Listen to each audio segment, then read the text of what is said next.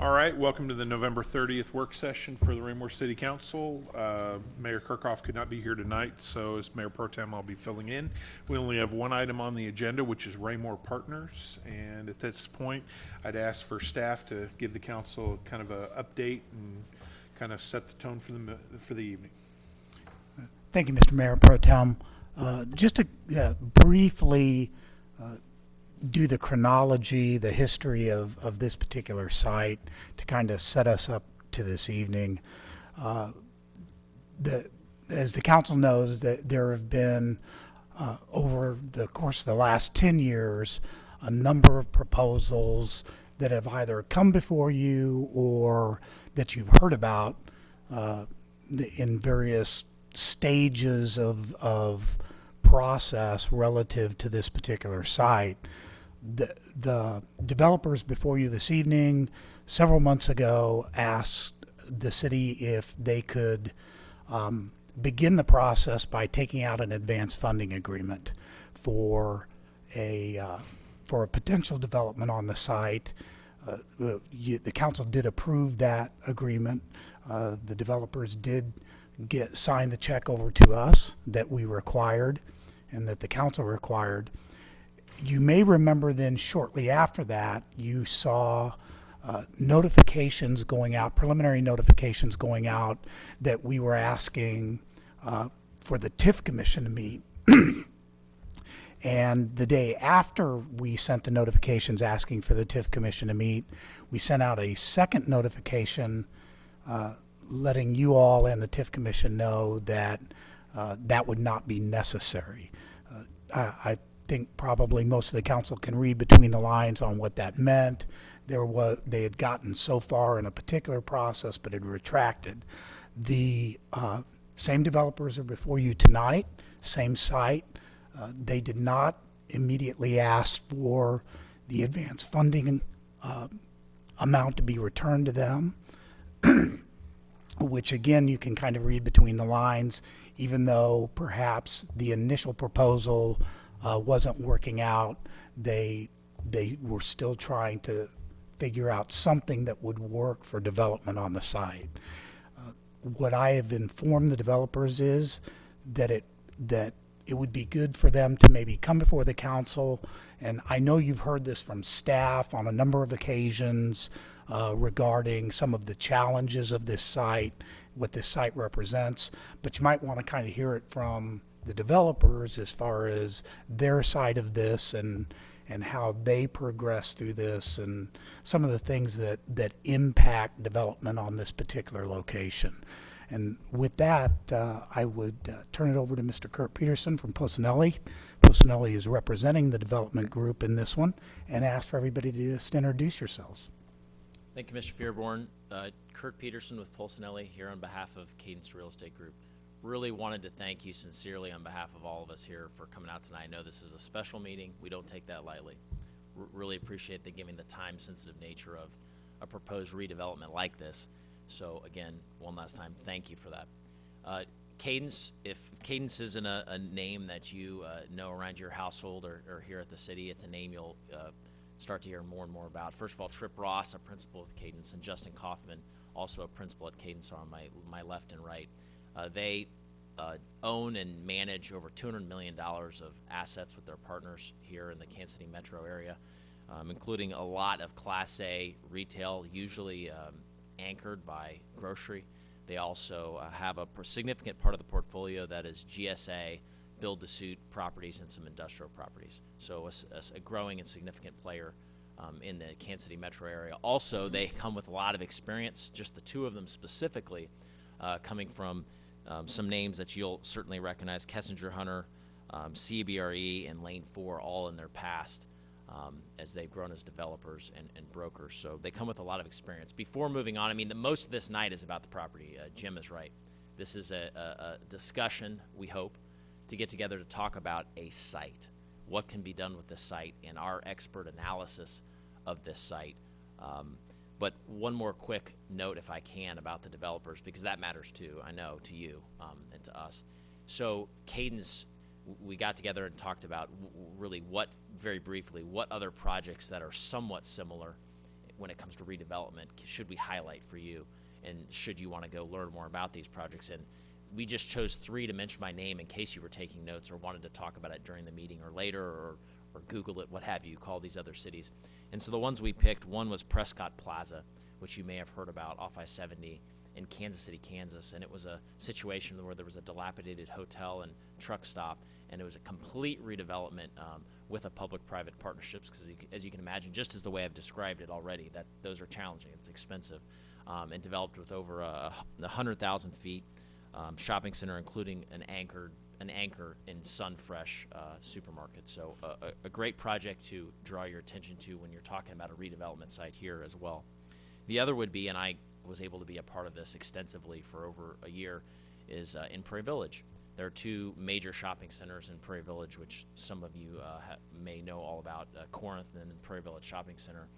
And both of these gentlemen worked for a long time on those projects that you may know had a CID, a Community Improvement District sales tax, that helped them absolutely turn around those centers, bringing in the likes of, again, you may know a lot of these tenants, Spin Pizza, BRGR, the Tavern, Story, Urban Table. Again, if you knew them before and you knew them after, these great assets really went through a transformation, and these gentlemen put a significant part of their life into that in the last few years. Lastly, we thought we'd highlight White Oaks, which is a development that you haven't seen happen yet because it's on the construction schedule for 2016. This is located in Blue Springs. It's about a 20-acre site. It'll be a mixed-use project that'll be a complete scrape and redevelopment. It will be anchored by approximately an $84,000 state-of-the-art, 84,000 square foot, much more than $84,000, state-of-the-art price chopper that will really be a flagship that will anchor this, again, very large mixed-use project that will have multifamily and other retail development as a part of it. So why did I take a minute and 25 seconds to do that?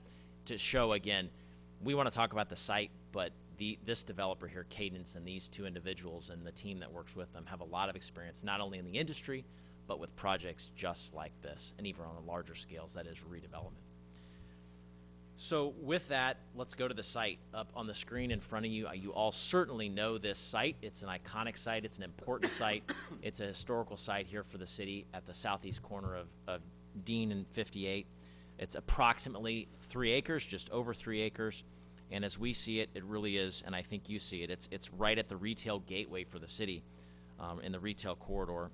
It certainly has retail all around. It's a little hard to see on the screen, but I know we all know this site. I mean, you literally have from the big box to the smaller retail and pads all around this site.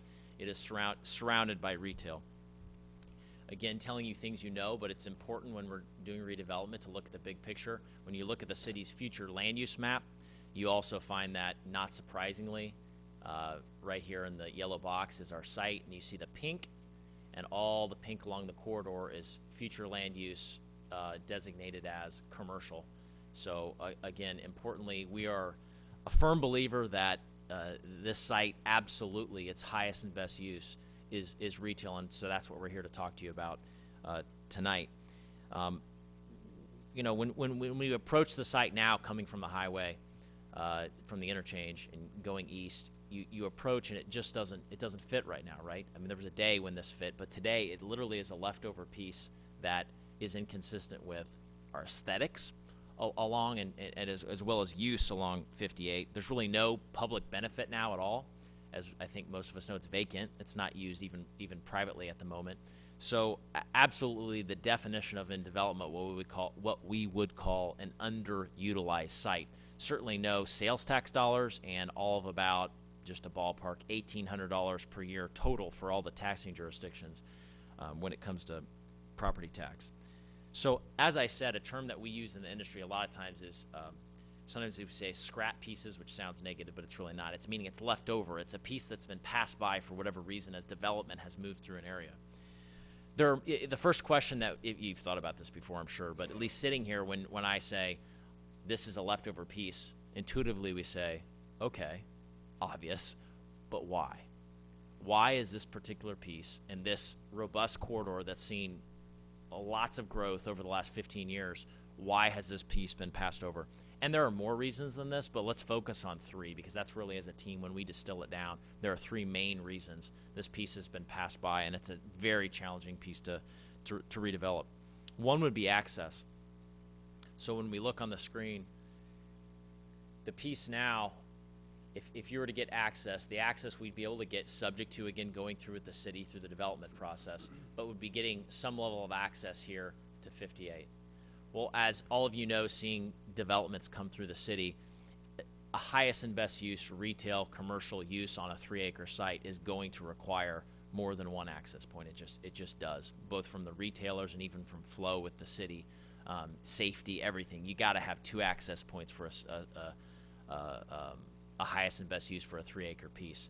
The problem you run into here on access, though, is while 58 is a viable access point, finding the second access point is very challenging. Let's start at the west. You see how close you are, really. I'd still call that the throat coming off of 58 on Dean. If you were trying to access that point, let's just say, while there may be times developers and planners may make a case for an access point like that, that would be very, very unusual to have for a 3-acre piece like this, fully developed with commercial, to access an intersection of that sort that close to a major intersection like 58. So let's set that aside. It's really not a viable option, as much as we wish it would be an option. To the south, there are contractual obligations entered into by the current property owner that make that not a viable option at the moment. To the east, if you know the site well, there's a retaining wall, there's a grade change, and bottom line is you have a built-out lot there with Golden Corral to the east. So as we walk around the site, taking the point home here, we need 2 access points. We're certainly working on being creative right now. We put a lot of thought into this. No matter what we do, it'll cost us. It'll cost money to figure out a solution. But again, in talking about obstacles to redevelopment, absolutely a key obstacle. The second obstacle we wanted to draw to your attention is pretty straightforward and doesn't need much explanation. While we believe this is a great piece of dirt, again, it's important to the city, it's important to us. We put a lot of time into this piece to try to find a financially viable way to redevelop it. Saying it in brief, it's expensive. This is an expensive piece of property to purchase, and that poses, when you're a developer that needs to reach a certain rate of return to get a loan and to do a project, it really matters. So that's the second, the cost of the acquiring the property. In addition to access and the cost of acquiring the property, the last would be really just the cost of site development. And I'll enumerate a couple factors that are especially worth noting. One is the up on 58, for our highest and best use retail on this site, you will definitely need a decel lane as you head east to make your right in to the property. That certainly is an extra off-site cost to development. The second I'd highlight is that even though there is regional detention, as I understand it, that was developed as part of the overall master project to the south, that is not something that's that we found available for this project, which forces you to have to deal with your stormwater, even though it's a pad, to deal with it on your own site, which eats up a lot of ground, as you can imagine, if you're doing stormwater detention, which then reduces the amount of rentable square footage that you can develop. So that's a second factor that is significant about this site in terms of development. Another is that there's both septic and oil tanks, oil for heating, that need to be removed. Again, just an extra cost you don't often encounter on a site like this. And the last that I'd mention, and it's certainly not least, just because I left it to last, are soil conditions. I think many of you were around and know that when this was developed to the south, that there certainly was let's call it a fair amount of rock, which is rarely a good thing as a developer. So we fully expect, as geotechnical analyses are done, that we'll face the same rock and additional cost. Also, the moisture table is relatively close to the surface here. So I'm not a civil engineer. Be thankful, be safe. But we do know from our experts that is an additional fairly significant cost to make sure that dirt is in the condition to develop when the time comes. And there are also not ideal, which we're used to around here, but not ideal soil types that we have to deal with, again, without getting into the details. With all that, That all of that description was meant to drive home the point that when we and others before us have attempted to redevelop this site, those are three major categories of exceptional conditions and extraordinary cost and barriers that one has to face, one has to deal with. There's no way around it in order to develop this piece to its highest and best use. So, backing up for a moment, clearly obstacles to develop the site. You knew that by the fact that there's still a vacant residential and associated structure sitting on the site when you have Walmart and Sam's and Lowe's built all around it. Clear obstacles. But back up as policymakers. What really should be done with this site, right? I mean, that's another key foundational question to be asked aside from the obstacles. Let's say we can get over the obstacles. What do we want here as a city? What is highest and best use is another way to describe that. The first level of answer, I think, and someone can literally cut me off if you disagree now or later, but I think we all agree this is based on the future land use plan and all the development around it's retail. So I'm going to ask and answer that one. Check. This is a highest and best use retail site. But then you dig down a little deeper. Very basic question. Is this a single tenant, or I'll say a single user site, a one building site with one user on 3 acres? Or is this a site that is a multiple building, multiple tenant, multiple user site? And getting to that, Tripp Ross, being really and Justin, but Tripp is going to speak to it right now, is going to dig into some details, because as Jim said again, our hope that this meeting is mostly about helping you see from our perspective why this site is so hard to develop, and all of the time and energy that we have put into with our expert analysis to determine what is the highest and best use, single user, multiple buildings, and how can we make that happen. So this is brought up to something that's usable for the public and generates a tax base, et cetera.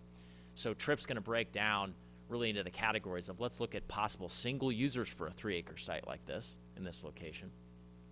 And then let's look at multiple users and even break it down by type, by sit-down restaurants, by fast casual, by fast service or fast food, by retail, and really dig into the weeds. So we're going to take 10 minutes, again, because we think it's very important to dig into the details on this, and Tripp's going to go over the fine points of where we've been. And importantly, it's not just where Tripp and Justin and the Cadence team have been, but being a part of the team that you may remember came in a year ago and tried to find a way to redevelop this site. I know that those are very smart men and women at that company. They couldn't figure out a way to make it work. Before that, Lane 4, who we've both been affiliated and represented in the past, they didn't put the site under contract. But before the last group I just mentioned, they came in with their expertise and didn't even put it under contract because they did some of the analysis that Tripp's going to go over, and they couldn't make it work. So although that sounds very negative, you can imagine we're going to build to something that we think can work. But Tripp, would you walk through some of that analysis now?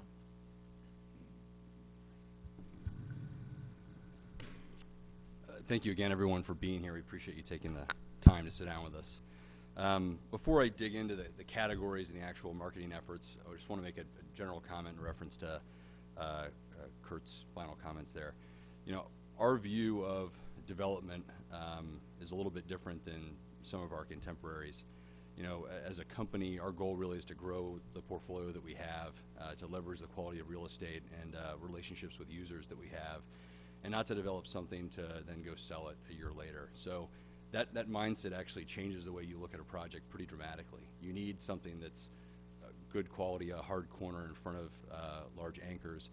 You need a project that's going to court best-in-class users that are creditworthy and will be there 5, 10, 15 years later. Our goal is to look back at every project after after decades and still be proud of it from a user standpoint, aesthetic standpoint, and so on.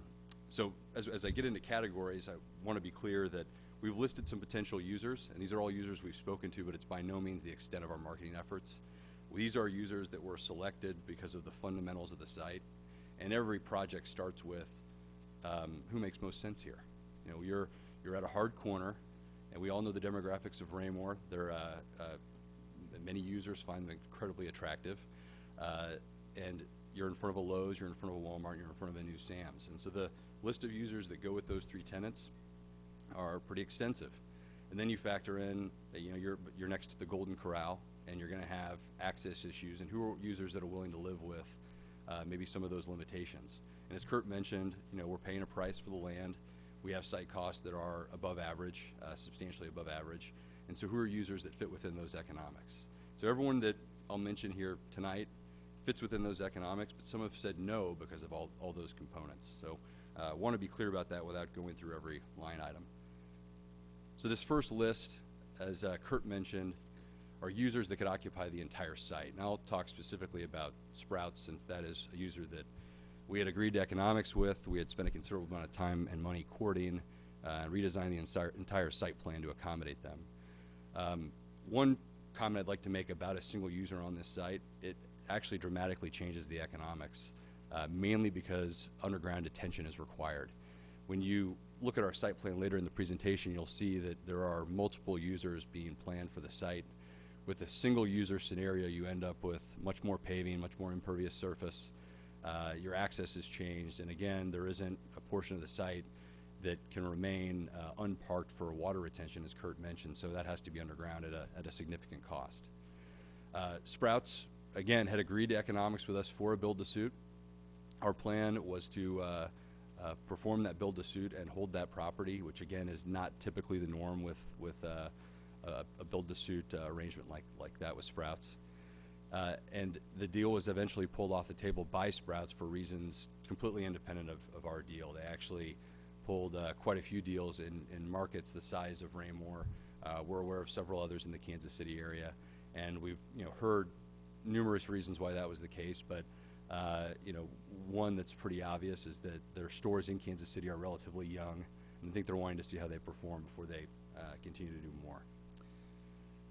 And then as for the rest of the users on the site, again, it's just a function of who's doing well already in Kansas City. Raymore isn't the type of trade area, and I'll say it's really Raymore Belton in many of these people's minds. They're looking at one complete trade area, that intersection at the interstate, and saying, where is the best place for us to position ourselves to make it most convenient to our customer, which is really well outside of the municipalities of Belton and Raymore. These retailers, really everyone that we'll list in subsequent slides, are looking to gain market share 15, 20 miles out.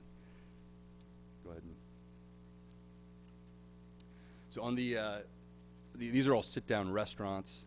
As a general rule, I'll say that these are users in the 6,000 to 8,000 square foot range that would occupy a freestanding building, all serve meals at 2 day parts, lunch and dinner. And it's frankly a category of our industry right now that it's changing dramatically. The dominant players typically have been the Brinker and the Olive Garden and the Red Lobster brands. Those stores do well in Kansas City, but I think in most of these retailers' opinions, they've covered the market. And doing another store in an area like Belton or Raymore could present more cannibalization than they're willing to live with. One that we have had communication with here relatively recently, and unfortunately weren't able to incorporate them in the site, is Texas Roadhouse. And again, this is a dynamic we've dealt with almost every interested party. They're aware of our site. It's whether we've marketed it directly to them or they've seen it through another developer or just toured the area and seen it. They know it's here. They also know it's expensive, and they know that the timeline for which it will be developed is still very undetermined. So when they have options on the Belton side, whether it's near Price Chopper or down near Academy or elsewhere, and they are the timeline is clear and the economics are more favorable, they have jumped. So Texas Roadhouse was one here recently, but there have been others as well. So I mentioned on the last slide the industry is changing, and you can see that by the number of names on this list versus the previous slide. Fast casual prospect report is what it says at the top. Fast casual is a term that's used pretty commonly for restaurants in the 2,500 to 4,500 square foot range that could either be freestanding or part of a multi-tenant building. In general, these are restaurants where where the square footage is scaled back, so therefore the occupancy costs for the operator are lower. They're staffed a little bit less, so the staffing cost is less. With those two economics reduced, the price point is a little bit lower without sacrificing service. Most folks in the industry would tell you that the likelihood of getting equal or better service at a fast casual or quick service restaurant is equal to that of some of the larger sit-down chains. But because of the convenience, because of the price point, because of the family-friendly nature of a lot of these concepts, we're seeing a lot more growth, a lot more expansion from brands such as these. We've made notations for all of these users related to the site, but one that I'll highlight there at the top is Qdoba, who's a valued client of Cadence. They've had a long history of interest in the site, have asked us to perform a build-to-suit, and we have a preliminary commitment from them to be a portion of this redevelopment. Next category would be fast food, but again, portion of the industry that's changing. This isn't the typical Yum brand KFC drive-through type of operation. Many of these have very rich, well-developed concepts. You know, they spend a significant amount of money on their interior. They want people to really buy into the brand and their food quality as much as anything else. You know, many of these are highly coveted users in our industry. And we've received some traction from quite a few. The one that has had the longest standing interest in the site that frankly even predates our involvement by over a year is Panda Express. They are shown on our current proposed site plan that we'll put up on the screen here in a minute. So next category really we're just going to call retail. But one thing I want to reiterate from the beginning of this discussion, you know, when you're talking about, we've gone through different categories of restaurant users, which we think, you know, the viability for this site for restaurant is very, very high. But it's important to have multiple complementary uses within the site. You know, really the goal here is to create as many reasons for a resident to visit this site as possible. So, you know, you're only going to eat two meals a day out, but having other users that attract clientele to the site really just raises the water for everybody. So our focus here, again, as a developer that wants users of quality, creditworthiness, they're going to be around for the long term, is to find best-in-class users that are that will maximize sales and have healthy concepts that will be around for many, many years to come. But again, we're still within the parameters of, you know, tenants that want to be out in front of a Walmart and a Sam's and a Lowe's and next to a Golden Corral with the access the way it is and with the economics the way they are. Every courtship of a user has to be qualified by all those components. So one user that's another valued client of ours that I want to mention is Kay Jewelers. For those of you that aren't familiar, Kay is owned by Signet Jewelers, which is the largest jeweler in the world. They own numerous regional brands, but their largest national flags are Jared's Gallery of Jewelry, Kay Jewelers, and Zales.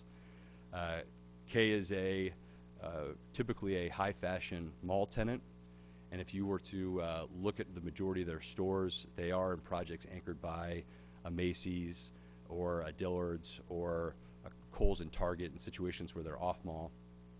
You know, as a brand, they deliver incredibly high quality product and highly value their service, and they pay for the best real estate possible. And with all those components in mind, they also demand an attractive project.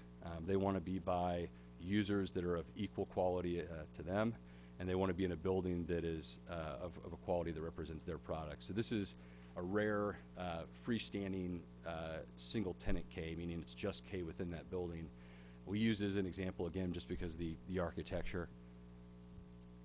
But here's an example of a store that Cadence developed for K up north, just on the edge of Liberty. Again, small two-tenant building here, but you know, very well-designed building. This is actually one of their best stores in the market now. It was a relocation of the Metro North store, and the architect that we're using on the Raymore project was the architect here as well. So, similar level of architecture can be expected. Just a few more stores here of K's. One thing I want to touch on that I've mentioned before with with other users, but we know intimately with K as a client of ours. You know, K has a long history, 4 or 5 years now, of pursuing sites in this trade area, 2 of which were in Belton, and then this being the 3rd in Raymore. You know, we can all argue what the boundaries of the trade area should be. But for most retailers, this is viewed as one area to be covered by one store. And from K's perspective, the best co-tenancy for them, the best neighboring user that represents their customer base is actually Target or Kohl's on the Belton side. We've tried a few options over there, and because this opportunity was always available, they decided to pull back and wait. And so really a lot of our focus in coming back to this site a year or so ago was because K continued to have interest. Even though their neighboring tenants typically aren't a Lowe's or a Walmart or a Golden Corral, they felt like the customer base was substantially better. The opportunity to expand upon their customer base was better in Raymore because of things like housing starts. For instance, they look at the level of education of the residents, the enrollment in area schools, and housing starts as all these qualifiers for what is a rich community that will support their customer base. And city staff has been very helpful in making that case for us with K, and proud to say that we have received a preliminary commitment from them. Just a quick list, I kind of hit this earlier, but these are area K jeweler locations, and you can see the tenants that they like to be near are large high fashion or fashion tenants that simply aren't, except for Kohl's and Target, aren't represented in this trade area at all. So they're really making this decision based on what they think is the quality of the real estate and the quality of the customer base in this area. Again, real quick, we mentioned Qdoba earlier, falls in that quick service category. These are corporately owned stores. This is not a franchisee. Very well designed prototype. This is their newest prototype building. Qdoba's opened one store in the market and has several others in their pipeline. They're excited to add this to their list of locations. We'll show you the site plan here in a minute to give you a sense for where they'd be located, but here's their newest location in town in Liberty, I believe. And then here's an interior shot. Again, I mentioned this earlier, these, with the industry changing the way it is, these aren't the typical KFC, Taco Bell kind of interiors. These are designed as if they are a sit-down restaurant, just with a counter, for that quick, convenient service. But again, in my opinion, very well designed concept. So with Tripp doing a good job, I think, of summarizing really, months and months and months of analysis. And again, these same analytics, these same tenants, all of this has happened over the last 3 years with multiple successive potential developers. So just wanted you to know this isn't something that's just been a project for the last 6 weeks or something like that. This analysis has been done multiple times now. And really, at this point, as we get near concluding here, at least our presentation, then hoping to start a dialogue and have some informal feedback, here are our conclusions in short, based on the analysis that Tripp just provided in the history of this site. One is, again, some of these being obvious, but this is the meat and the potatoes of how we see the site. One, it needs to be retail, but importantly, not only retail, we very much believe, even with the challenges to this site, that based on where this piece of dirt is on the entryway to the city, we really should demand best in class where possible. So, no cutting corners. We believe best in class uses and users should be targeted first and foremost.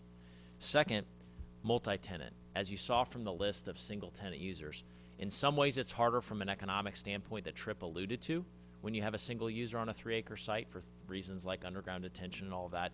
And in some ways, it can be easier. It's one and done, right? You're building a store for one site, one user, et cetera. So we certainly know this, and our predecessors. We certainly feel like we have exhausted the universe, if you know what I mean, for 3-acre single tenant users at this site, and we truly do not believe that in the near future that's viable. So our conclusion on that point is this is a multiple user site, which, again, as Tripp said, is best. Just good development says would have both restaurant and retail to balance out the development. Third, in terms of conclusions, would be that we believe, and this is coming both from coming to the table, we had this same feeling, but certainly emphasized by our number of informal conversations with professional staff at the city, which is that this is an important piece. It's an iconic, it's a historical piece, it's a gateway piece. And so we've tossed around ideas as a development team as to what could you do here as you do a project, a retail project that cements that history there, and capitalizes on the position of this site. We've come up with, just loosely, really saying we're very, very open to better ideas, but some sort of signage feature, monument feature, I should say, perhaps at the hard corner, something that it could be a welcome to Raymore. It could have something that commemorates that it was the Dean family farm. We simply don't hold any of these ideas closely or pride of authorship, but want to put a marker down in our conclusions that we think it's not only a good idea, but we're ready to work with the city, should everything else fall into place, to do something that the city thinks is right for the history and the iconic and the gateway features of this site. And lastly, just in terms of quality, it goes to highest and best use, and it goes to best-in-class uses, but we really do believe, as I hope you saw in the renderings Tripp put up, and they weren't renderings, photographs of other similar architecture, we believe these need to be quality buildings, not just your run-of-the-mill, throw them up, strip retail, forgettable. This needs to be a quality project, and again, hopefully you saw that in the illustrative examples that Tripp talked through and put on the screen. With that, it's a little hard to see on the screen, but I'll briefly walk you around the site. Again, our 3 acres is clear here. This is our decel lane that we talked about on 58 into the site. Again, still working on our second access point, so that's not shown, but that's something that we need to find a way to get done at some cost. You have the multi-tenant building here that, with the end cap location, K being really a high-end user, would definitely demand this end cap piece to have visibility to the intersection and to the highway. And then you have room here, depending on the users, right? You have room for up to, call it, 4 or so more users, or it could be smaller if certain users wanted to take more space. But that's certainly your multi-tenant, fast casual restaurant / retail type space here.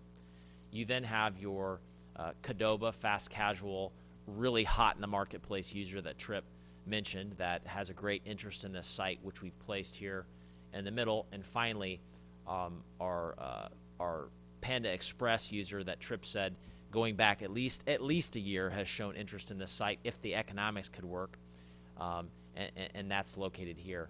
So none of these, emphasizing Tripp's disclaimer at the beginning, none of these users have a signed lease with us, partly because we don't drag a user down that path and spend their time and money and our time and money before we have the fundamentals of a site worked out, in this case the economics. But we certainly, as Tripp explained, have these 3 and others at a advanced dialogue point where if we can get things to where we need them to be from a financing perspective, we'll be able to move the ball forward and finish negotiations and hopefully fill out the rest of the multi-tenant building and the rest of the site.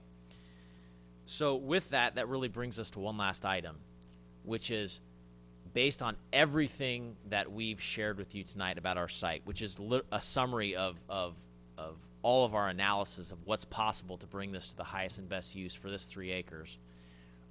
We have, at least we're enthusiastic that, unlike the developer a year ago, we have been able to find a way within the city's policy recently passed for tax increment financing and community improvement districts. We found a way to generally stay in the parameters and the at least the numeric requirements of the city's policy, and can make all these economics work. And specifically, in brief, I'm talking about the roughly 15% TIF to overall costs, and I'm talking about the overall 20% of incentives to overall cost of a project components. Again, right at those numbers as we've done our final pro formas based on what we know about the site so far. Several items to note before concluding and engaging in any informal feedback. Our modeling is showing that this particular tax increment financing, based on the request, which I didn't give you the exact amount, approximately $1.3 million of TIF and approximately $360,000 of CID, again, for those writing it down, I can see 1.3 million of TIF and 360,000 of CID, and those are present value numbers, meaning carrying cost on top of that. And so what that would be is approximately 14 years of TIF. And if we've been conservative, so it could be much shorter than that. But hopefully, notably to you, that is not that common for a developer to be able to come in and say right away, we don't need 23 years of TIF. We need something far short of that. And the reason is the request is based solely on what it takes to make the deal work. So a TIF that's about half of the usual certainly would be pay as you go, so no risk to the city. All the developers would put all the money out and wait to have this portion reimbursed over time. You'll see eventually, if we get there, if there's an appetite by the city to move forward, that it's a relatively modest return at the pro forma analysis that's been presented to the city. And finally, very importantly, because of the city's preference and policy of getting 50% of the incremental real estate taxes as opposed to having 100% of that go to a developer, immediately when the project is built, 50% of the sales taxes, obviously there's none now, so incremental or whatever, 50% of the sales taxes would be going to the city and county and the state, the taxing jurisdictions, and then 50% of the incremental real property taxes, which, as I pointed out, are minimal now and would be many multiples once this project would be built. With all that, the reason we're here tonight is to, again, thank you for gathering with us, hear our analysis, hear what we figured out it will take us to be able to do this redevelopment deal, and then hopefully to get some level of informal feedback, what we're not trying to do, I can pause with emphasis here, is to short circuit some approval process that's required by law and by custom, going through a public-private partnership, going through the zoning, all that. That needs to happen, and it's not going to be short-circuited. But the calculus we're in, both in talking to these tenants and other tenants, and on the verge of spending a lot more money on plans and on TIF plans and all that goes into that, is hopefully identifying immediate red flags. Because if this is something that enough members of the governing body had red flags about, any parts of this, then we're experienced people. We realize then you don't waste time and money of the city, professional staff, yourself, or prospective tenants. So with that, we would just invite you to engage with us on any sort of feedback. We're all ears, and again, appreciate your time. All right, thank you, gentlemen. I'm going to exercise a little courtesy here with the mic, and before I open it up for questions, I'd like Mr. Fearborn to answer one question, which is, could you explain what they meant by the contractual limitation on the south side of the property?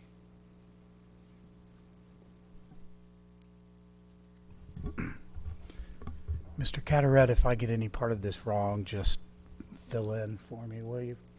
The south side of the property is a private drive. It is controlled contractually by Block and Company.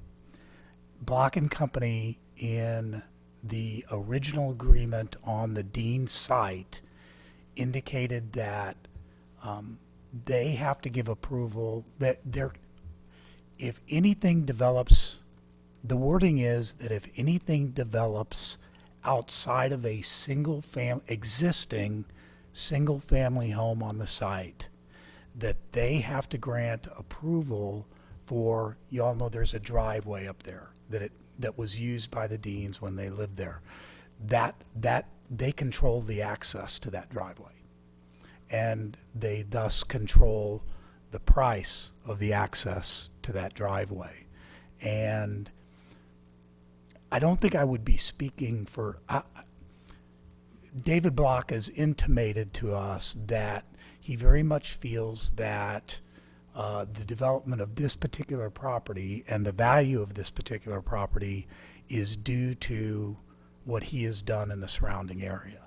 And one of the ways he wants to seek recompense for that, I think, in his mind, would be to control, I'm trying to be very careful here, control a healthy price for that particular access. And thus it becomes a challenge to any other developer that would want to get onto the site.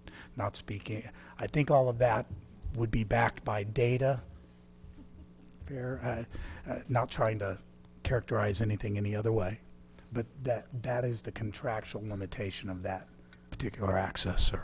I would also point out, before the council gets into any questions they may have of the developer, some of the numbers we're hearing from the developer tonight, well, all of the numbers, we have yet to be able to delve really deep into the numbers. That comes at a date as we move forward towards the TIF commission, where Mr. Bushek, myself, Ms. Watson, Matt, everybody sits down, the entire development team sits down to verify the numbers that they would be giving as far as the length of the TIF, and they would have to prove everything up that they would normally have to do prior to this going to the TIF commission. Just wanted to point that out on the back end, sir.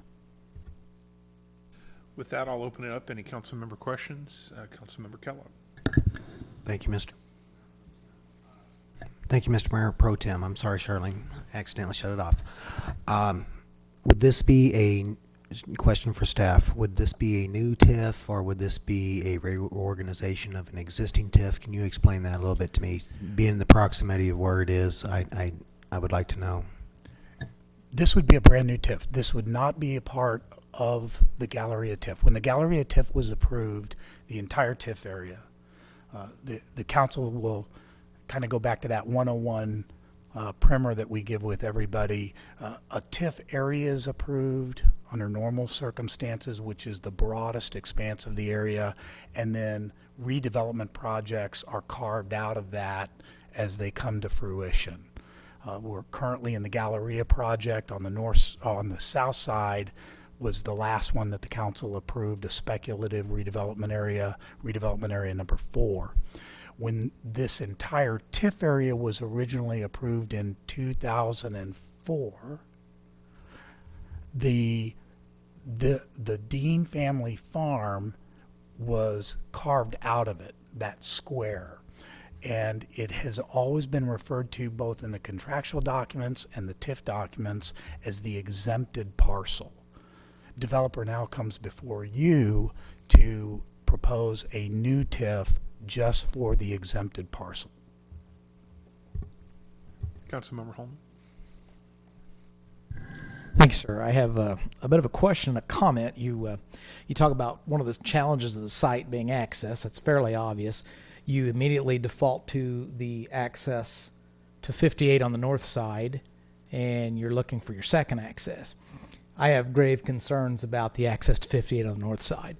That little piece of property out there on that highway and that new intersection you're proposing is already a traffic nightmare. We're hoping that some of that issue will be resolved whenever the new Kentucky Road is reformed down to the light at Lowe's. However, with what you've put there is going to make that twice what it is right now, and I believe it's in our top 3 to top 5 accident locations in the city. So my question would be, was your intent with this access to allow both east and westbound turning traffic in and out of that location? So our intent is definitely to have access there, but in terms of the details, I mean, any retailer or restaurant would like full access there, but depending on what the secondary access is and us working through with both the prospective tenants and with professional staff, that would be yet to be determined, honestly. But we take your point, and our traffic engineer takes your points. Will take your points seriously for sure. Additional questions? Ms. Hubach? A concern that I have is early on you mentioned, or it was shown up here, that some of the businesses weren't interested in coming to Raymore because it was, quote, on the wrong side of the street. It was on the going home side rather than on the going to work side. We have property that's in a TIF on the north side that's on that. If we can't do business on this, can you bring some people in for that area? Because it is also a TIF, and a development in that area would be good, I would think. And it would be in line with what you're saying, because it would not be going home, but it would be going to work on that side, if that seems to be a problem. all the comments in those lists were related specifically to our site, and by going home, that's really related to users that have breakfast traffic, so that going to work side of the street that will allow a customer to curve in, get their cup of coffee and their breakfast. That's really what those are related to. So, we don't have any other property in Raymore under contract, so we're not speaking to users specifically about those sites. So what you're saying is it's this site or nothing? This is just the only site we're pursuing right now. Okay. I just want to make sure that I understand it properly. For what they're talking about with the two sites that, as Tripp had indicated, that, for instance, a Starbucks, just to use it by name since it was on the screen before this, Starbucks wants the morning traffic as they're leaving the city, so they want the north side, but these gentlemen have no control over what goes on the north side. That's Block and Company. And just as it relates to other projects in Raymore on that going to work side of the street, so that would be the north side of Foxwood or 58. Dunkin' Donuts is a user that was on that list that we had conversations with about our site. They will likely pursue an option down in front of the Price Chopper grocery store. That's the Cosentino family's a relationship of ours. They're negotiating right now with Dunkin' to be there, and frankly, the economics are a lot more favorable. Even though we can't fix which side of the street we're on, we also can't dramatically alter the economics. Our site is more expensive to acquire and more expensive to prepare than the pad in front of the grocery store, and ultimately Dunkin's going with the cheaper deal. Mr. Mayor Pro Tem, it seems to me in all the discussions that we've had on this, what you're talking about is cost. It may be perfect for development, but the cost of a second access, the cost to purchase it, the cost for all the development things puts it almost without a range for any company to come in and make a profit by being there, because the costs are so great in trying to get to that location. That cost is, as a very general term, is our biggest obstacle here, and would be for any developer. We think our view of our portfolio, our long-term view, makes this type of project more approachable for us than maybe a competing developer. Our relationships with these users that you see listed on the screen also makes it a little easier for us to pursue this, knowing that we have users that have worked with us extensively, interested in the site. But you're right. There are very few components of this project that are normal or easy. It's an expensive, challenging project for sure. Councilmember Abdelgawan. Sorry, thank you. Just curious, because this isn't my business, it's not what I do every day. So you mentioned lots of obstacles with this piece of property. In particular, how is that really so different than any other piece of property that you look at developing? How does this compare? I mean, every piece of property is going to have its obstacles. So give us a little bit of comparison about how this might be different or the same as other Certainly, pieces. every project does have challenges. There are unique components to this. Jim mentioned the access on the south side, and the various owners of pieces of property there. That is certainly a challenge that's unique to this site. You may think undeveloped land or residential property would be easy from a site work standpoint. There's not a lot of grade change on the site. There is some slope, but it's certainly not a hill. But we're spending almost as much to move dirt on the site as we are to acquire it, because of a few different components. First of all, there's an underground storage tank on the site. Thankfully, we know the environmental for that is clean, but it still needs to be removed and removed properly. That's an excessive cost. The decel lane that's shown there on 58, we have to navigate that around a couple power poles that would be immensely expensive to relocate, and so there is some additional cost there. We did some geotech investigations, so some soil testing on the site to make sure there weren't any issues with rock, because we were familiar with the development of the Lowe's. We actually hired the same site work contractor that did the Lowe's site in order to kind of cut to that chase. Thankfully, there is rock on the site, but nothing that would make redevelopment or grading impossible. But once we got down below 5 feet into the 7-foot range, as Kurt mentioned, there's significant water there, and that's the level of depth where you begin to run utility lines. So right now, if you look at maybe the Panda Express logo, that's kind of the high point of the site. The dirt will be pushed west from there, and then we'll create that retention area in the back corner, the southwest corner of the site.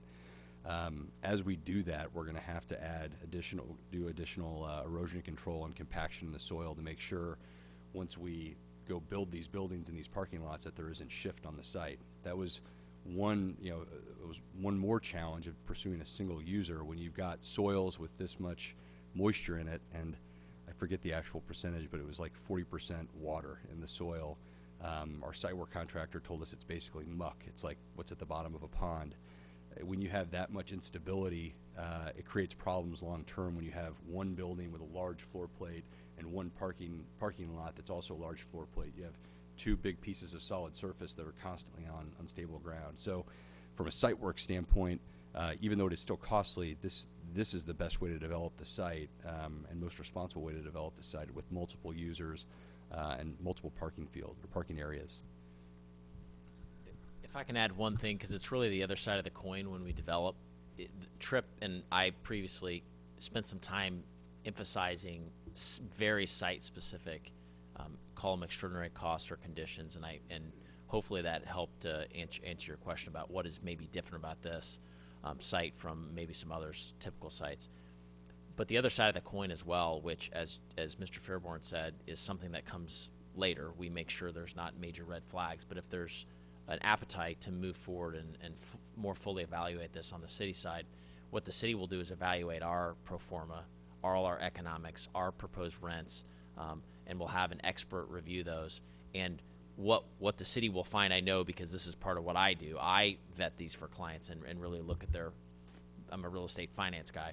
And what we'll find is, married up with everything Tripp just talked about the site, is the reality of the economics when you put all those conditions together with the kind of rents, or in terms of Panda possibly selling that particular lot. You put all of it together, and you can't get to a viable rate of return to make the project happen, to get the loan, to make a developer be willing to do it. So I'd be remiss if, in your very good intuitive question, we didn't add that into the kind of site